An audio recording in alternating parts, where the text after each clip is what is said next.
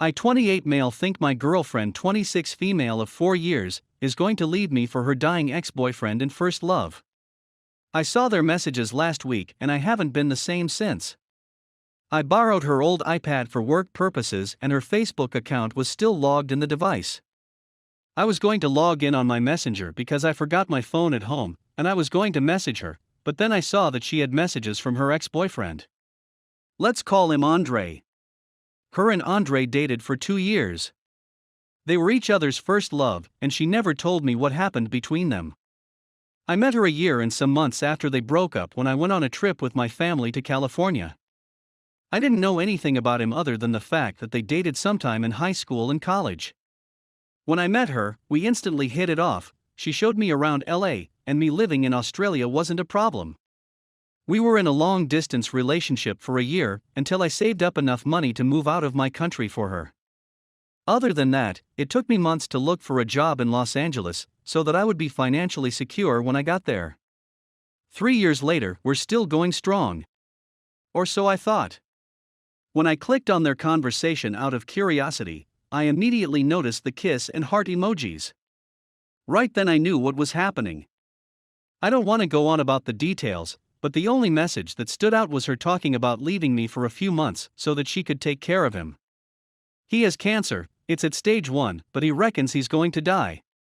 On one of his messages to her, he asked if she would visit him in his house.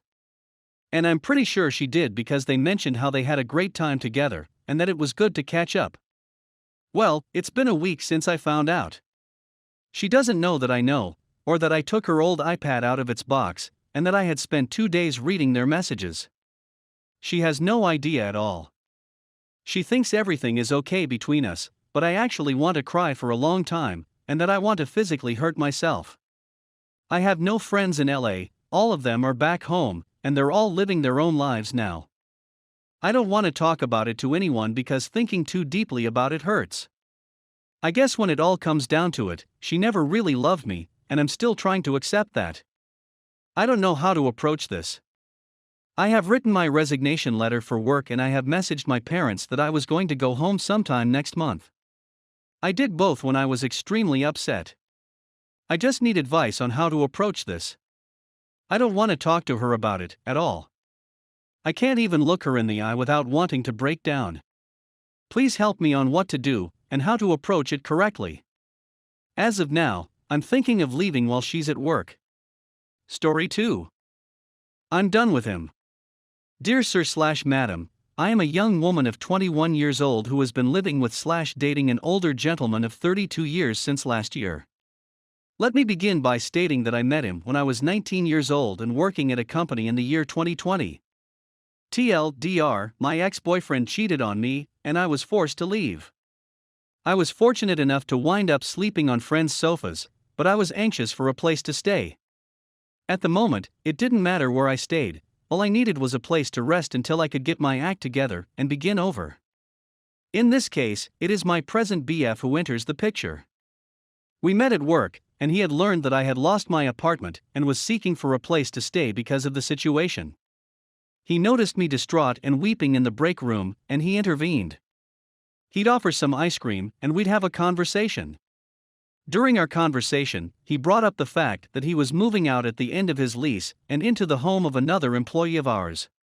He invited me to join him, but his lease ended much later than I would have wanted, and I didn't want to be forced to continue sleeping on friends' sofas. As a result, he has offered to let me remain with him until we can all move into our new home together. I was skeptical at first, but I was in such a state of desperation that I couldn't say no to the offer. As a result, I ended up living with him for about 5 months at his apartment. And please allow me to say this out. This was quite thoughtful of me.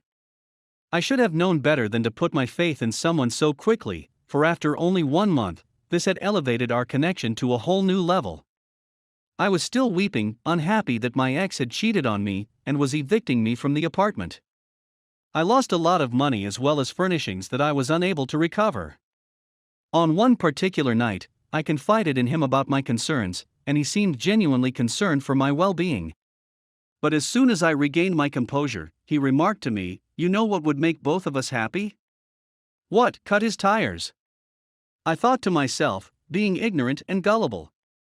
In a light-hearted manner. He chuckled and replied, "Sure, or we can have a makeout session." Aid, on the other hand, did not view him in that light at all. Not only was I not prepared to put myself through another relationship, but I was also not prepared to do it with someone I hardly knew. I laughed a little too nervously and replied, "Is this some kind of joke?" He exclaimed as he edged closer to me on the sofa and continued, "What, am I not beautiful to you? This is only for entertainment purposes. Just give it a go, you'll enjoy it. It will be beneficial to both of us. I spotted your signs and I'm on my way to pick it up."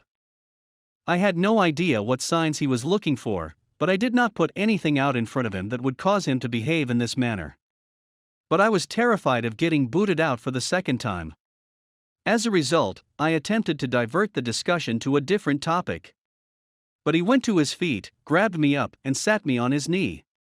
I panicked out and told him that this is strange and that we should just watch a movie instead of talking about it. And he didn't pay attention to anything I was saying. It wasn't until he said, "Are we doing this or not?" that I realized what had happened. And I gave myself permission to have relations with him. This was something I could have prevented if I had said no, but I couldn't because I was too terrified. Towards the end of 2020, I had moved in with our third roommate and was in my own space. I was overjoyed at the prospect of beginning my journey toward independence and putting my past behind me. Please understand that my third roommate Joe and my current boyfriend Dan are both fictitious identities that I will use throughout this article. Well, Dan and I weren't dating at the time, and he was pleased that we were just having a good time and nothing more. And once we moved in with Joe, he stopped inviting me out for fun on the weekends. And I was pleased with myself since I didn't want to be in a relationship, so I stayed to myself. Until one night when I went to use the toilet and found my roommate Joe in it. I knocked on Dan's door and asked if I may use his restroom, to which he responded yes without hesitation. And that's where I ended up. When I walked out of the room, he was perched on the side of the bed, calling my name. I raised my eyes to see him smiling and patting the edge of the bed. I told him what I wanted, and he agreed. "You're simply going to walk away from the table. Come on, let's have a good time." I declined, stating that I was not in the mood. He claimed that was all right with him. "It will be completed in a short period of time." When I opened the door to go, he hurried me out the door, locking it in my face and shouting, "Stop being a tease and just relax, knowing that I will appreciate it." After that night, it was much easier to convince myself that he was just like me and that he was taking care of me. Is this what I can do? Is this correct? He and I got into a fight one night after his father criticized me while we were eating supper. His father is Puerto Rican, much like me, but he disowned his roots, claiming that those people were filthy. Those were my folks, my familia, and I love them. Consequently, I get enraged, and he turns to Dan and says, "This is why I married a white lady, they clean. Dan has to be more cautious around me because of the Hispanic woman's excessive noise and volume." Even though I didn't say anything at the table, I lost my cool when we got into the vehicle. I was embarrassed and ashamed. He would repeatedly mansplain things I was previously familiar with. And if I ever made a mistake, he made certain that I felt every ounce of the shame that resulted. When I asked him whether I looked nice in the dress I purchased a while ago, he responded that I did, and that it did. And he left it at that, but our colleague came in on her day off in a dress, and he complimented her, saying she's a really lovely, stunning woman, and that he could melt an ice cube with her words, which was kind of funny. He never stated any of it to me at any point in time. When I asked him if he might try a little more in complimenting me, he erupted in rage, claiming that I was trying to change him. That I was a bad person for putting pressure on him. Well, I've finally woken up from my fearful little self, and I'm over with it. I'm ending my relationship with him tonight and relocating. And I'm not going to look back now. I wish I had realized how strong I truly was, because it would have saved me from having to cope with all of this abuse. I simply needed someone to listen to what I had to say.